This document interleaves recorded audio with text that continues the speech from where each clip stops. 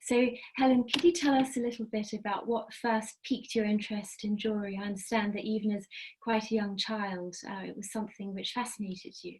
Yeah, very much. I think I've always just been drawn to jewellery. I think I can remember many happy hours with my grandmother, who had a lovely box. It was post-war, it was costume jewellery, but we used to play together, and she was a very attractive lady, and she was very smart, and I loved watching her. The pieces didn't have a great material value, but watching the sentimental value that she had with them was really lovely. In fact, the most precious piece I own today is her wedding ring. She lost my granddad when we were very young. I never knew him, but the love that is contained within that simple gold band means the absolute world to me. And then that just sort of carried on. And then I remember one day I was studying at 16, and I came across a picture of a pectoral, which is a chest ornament from the tomb of Tutankhamun. I couldn't believe anything was so symbolic and so beautiful, and it told the story of his divine kingship. And I came home and I said to my parents, I want to be a jewellery specialist. And bless them, they were just lovely. They went, that sounds fantastic. What do you have to do? So I went away and studied history of art and architecture. I studied museum and art gallery studies to be able to handle decorative objects. And then when I graduated, I got a job in the costume museum. So it was, again, very, very related to people and jewellery. And from there, I worked at the auction house, it's now Bonhams, and then at Bentley and Skinner, and really developed my apprenticeship and just handled so many pieces of jewellery. And at the same time, as you said, I became a fellow of the Gemological Association and a qualified diamond grader. And I love it. I'm so privileged to be in this world. It's fantastic, especially at the moment. I get to work in a very beautiful side of the world. And as you say, my passion is putting people and jewellery together. And over the last few years, we've seen many changes, and it's wonderful to see you embracing this latest development in the story and evolution of diamonds. Thank you. So perhaps you would be kind to tell us a little bit about your own personal, professional introduction to laboratory grown diamonds. I know it's somewhat of a controversial subject at the moment within the trade circles. Very much so. Yeah, very much so. So when I qualified, which is I'm afraid 20 years ago now, we knew about laboratory grown diamonds. We've known of them as an industry for many years, and they've been used in industry. They have a great, as a semiconductor, have a great contribution. So that was absolutely fine, but the concern was, would they come onto the open market and be presented as though they were natural or mined diamonds, because there is a difference there. As an industry, we have no issue. In fact, we celebrate laboratory grown diamonds being in the market, and I'm very, very confident that the two can live together. But it's important we understand how they are alike and how they are different. And perhaps just for ease, I can give the accepted version on this. A laboratory grown diamond is physically, chemically, and optically absolutely identical to a mined or natural diamond, no question. The difference becomes one of concept and context. So a gemstone, by definition, is rare, durable, and beautiful. And a diamond is the ultimate of that. But if you think about it, a natural diamond is a rarity, whereas for a laboratory grown diamond, you are controlling the supply. Therefore, by definition, a laboratory grown diamond is not a gemstone.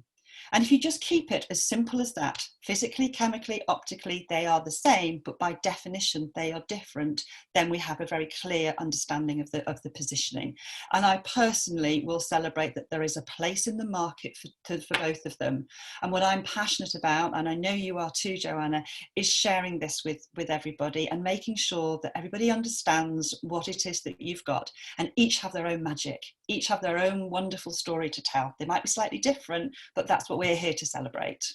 Thank you. And you spoke about the magic, and I think as J.K. Rowling said, everyone has a little bit of magic inside them. Yes. So for you personally, what do you think is the magic of laboratory grown diamonds, and Yeah. how do you discern that from mined diamonds? Yeah, I mean, this is a clear point that you cannot determine the difference when you look at each of the two diamonds together. But when I think about the magic, I think about the celebration of mankind, that they've had this intellect, this ability to recreate what is the most phenomenal set of circumstances to come together to create a diamond. And I know, Joanna, you and I both love the phrase man-made brilliance. And that's what it is. It's a wonderful celebration of what mankind can achieve.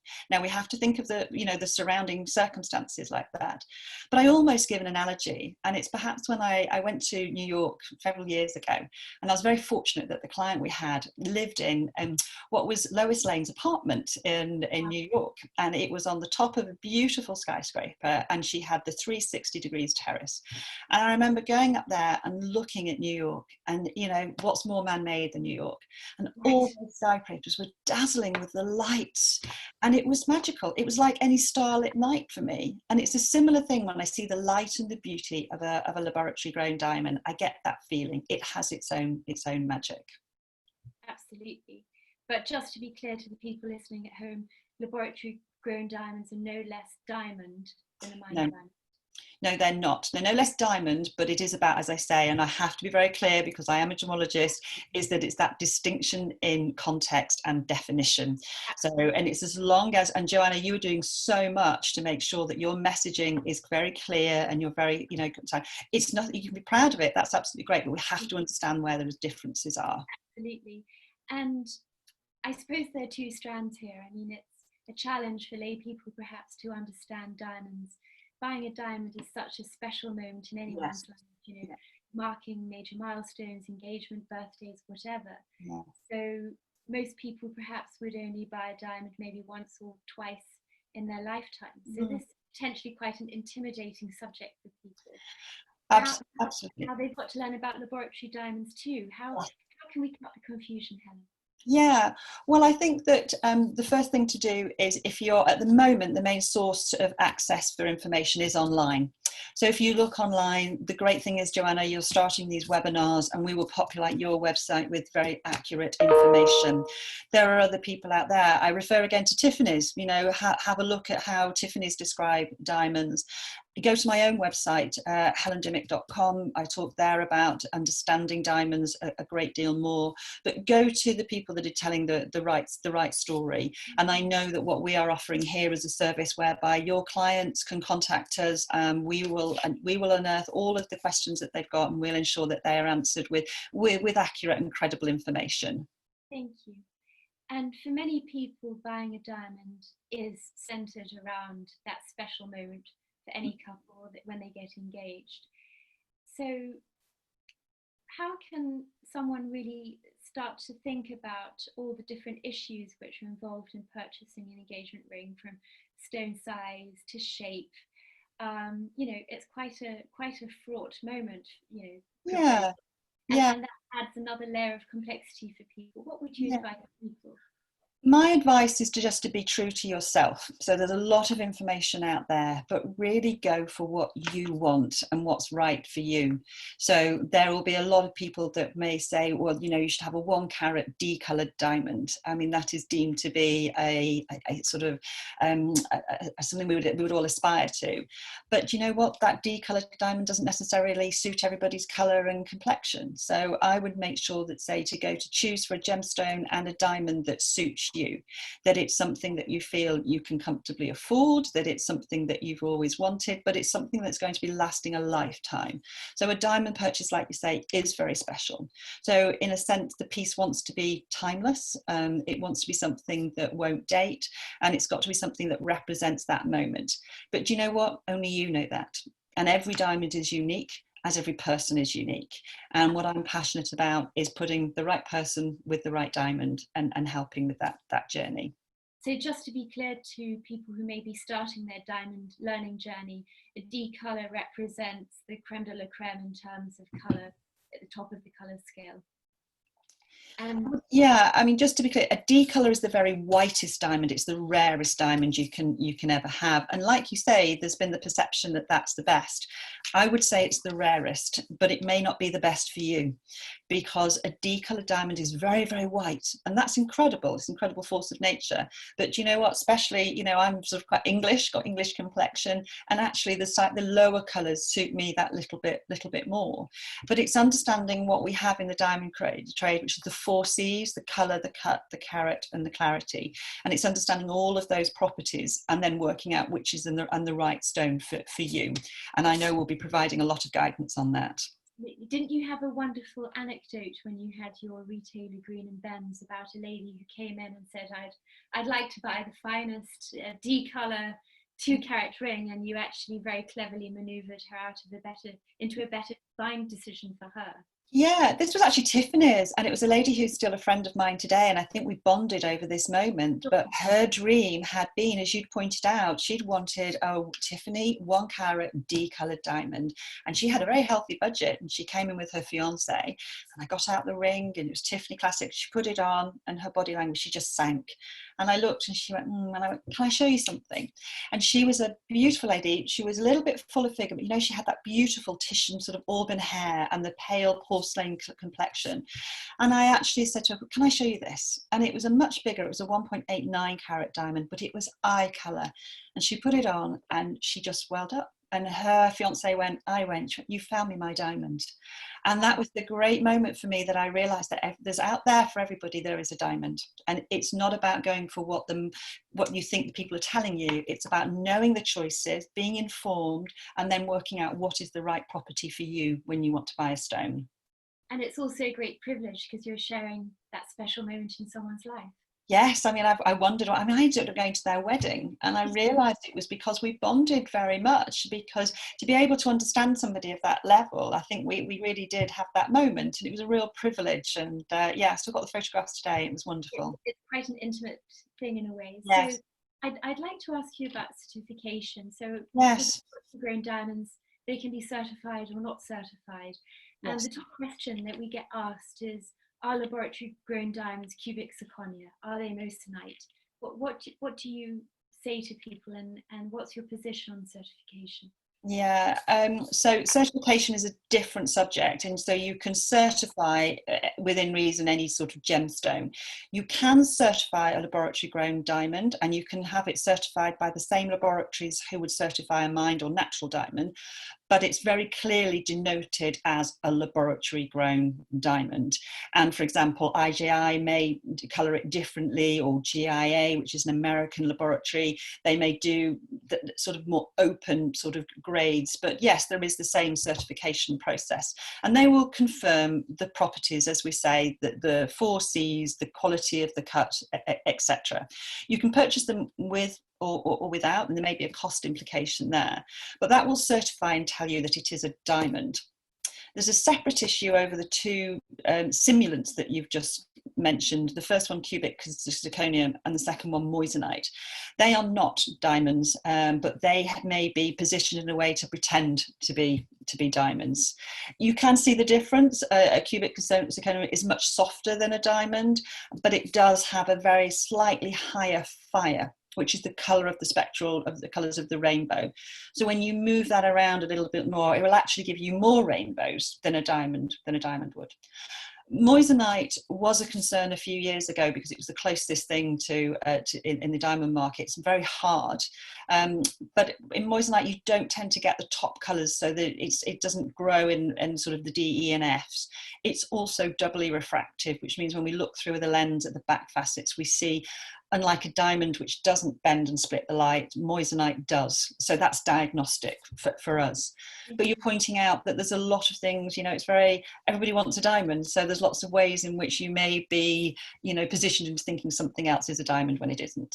Absolutely. And whilst laboratory grown diamonds are 100% diamond, they also bring with them some ancillary benefits, not of course to say that they're somehow morally superior in any way to mined diamonds, because a lot of good work has been done by our colleagues in the mined industry. Very much. Yeah. Work on some of the issues surrounding mining and other things which have been in the media. So I'd be at pains to point that out. But I do believe that there are some other sustainability benefits, and that's sustainability is a really hot word right now. So yeah. Are you sort of construing that as an increasing trend amongst consumers? Absolutely, and this is very much in both sectors of the diamond market. So in the mined diamonds, there are far more questions being asked by consumers and far more deliverables on the transparency of origin and ensuring that there is a responsibility to the land, the humankind around there, and some wonderful work that is being done. But I have to say it because I'm a gemologist. There's good and bad miners, and there's good and bad laboratory diamond producers as well. So we can't look at each sector and just morally apply a simple solution and a simple judgment on one and each. We have to look at individual producers and individual miners. However, there is no question that a laboratory grown diamond does not have the impact in terms of the movement of earth and the mining and the environmental. It's softer overall in the impact to the environment, and that's very much something that I know the consumer is aware of, and something we have to balance in any consumer judgment or view as to which direction they want to go in. I think it's very much about presenting consumers with a choice and informing them about Exactly. the choice.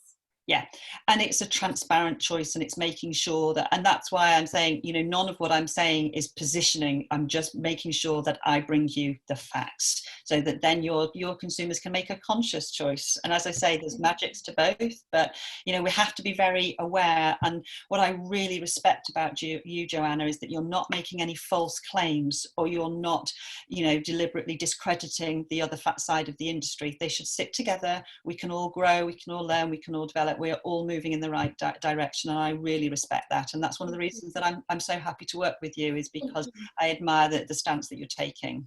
Thank you very much. And I think from a consumer's perspective, one of the top concerns about laboratory grown diamonds is, on a visual level, do they share the same fire and sparkle and sort of wow factor that a mined diamond would? Yeah, as I say, they're identical physically, chemically, optically. So you have exactly the same refractive index, which is the amount that this light is slowed down and bent. They have the same fire, which is the splitting of the spectral colours of the rainbow. They have the same density. They have the same mass. They are identical. However, what we have to think about is the quality of the cut, which is perhaps the biggest impact on the visual of the diamond. So, you know, you could have a very poor cut laboratory diamond, so it wouldn't sparkle as much. Equally well, the opposite could apply. So there's lots of complex factors, and cut is the one that has the most amount of potential to unleash the most amount in the diamond. So we will give you lots of guidance on cut as well, because that's going to have a big impact. I couldn't agree more. And as a service to our customers, we're offering everyone the option and opportunity to write in with your gemological queries and questions, yes, which Helen will have a look at, and then every week on our website on chelsearocks.net we'll push out the answers. Yeah. So if anyone has any concerns about cut, or how to understand cut, or indeed any other areas, we'd be more than happy to help. Helen, in your vast experience with Tiffany's, Green and Ben's, the auction houses, what would you say is the top key question which people have, or key concern when purchasing a diamond? It's funny, it's more a question about how much should I spend. It becomes a real issue, because people feel that there's this pressure. I've heard things like, well, 3 times their monthly salary. It is that single most important purchase. And for me, it's not about how much you spend, it's how you get it right. That's what's the most important thing. A secondary question would be, a lot of people come in maybe saying they want a sort of a square cut stone, and then when they see actually that a round diamond has the most amount of symmetry and gives the most amount of performance in terms of return of the light and scintillation of the light, then people begin to understand why the classic round brilliant is the most popular engagement ring choice. But again, it's all of those things. My first question is, what's important to you? What are you looking for? So, and we can still achieve this online. You know, you can still achieve that interaction. It's important that you listen to clients before you start to talk at them. Absolutely. And just as we draw to a close today, just on an emotional, visceral level, what is it about diamonds which you personally love, and after 20 years of working in the industry, what continues to capture your attention? Yeah, I still find diamonds hypnotic. I look inside and I cannot believe that, as I say, in nature, diamonds are formed millions of years ago, miles below the surface of the Earth. They're a phenomenon. They then survive the process of being brought up to the Earth, and then they're stable on the Earth's surface. That's incredible. And now man has learned how to recreate that. That is just amazing. So I just think they are, I'm sorry to use the word, but they're magical. And I know I'm a gemologist and I can look at all of the technical things, but I just love, and I look and I fall in love. And for me, they are an association with love. I'm also an April baby, so I'm very fortunate that I had a beautiful little diamond necklace for my birthday this year. Oh, wow. So that was really nice. But I think the thing for me, the essence of the other story for a laboratory grown diamond is they do have a different monetary value. And you will save about 20 or 30% when purchasing a laboratory grown diamond in comparison to a mined diamond. Now that for me is something to celebrate, because therefore it opens it up to other people who maybe couldn't have had the stone of their choice, or even a diamond at all. As long as people understand why there is that difference and how it works in a monetary basis. But the fact is you can choose that. So if it means somebody else can get to share that magic, then I think that's wonderful. And that fulfills our aim of putting people and diamonds together. This is it, absolutely. And we can all sparkle then. And never did we need to sparkle more than we do now. Absolutely. Helen, thank you so much for talking to us today. And it's been a real treasure and a delight. Thank you. You're welcome. Well, we'll see each other very soon. Take care. All the best. Thank you. Bye. Bye-bye.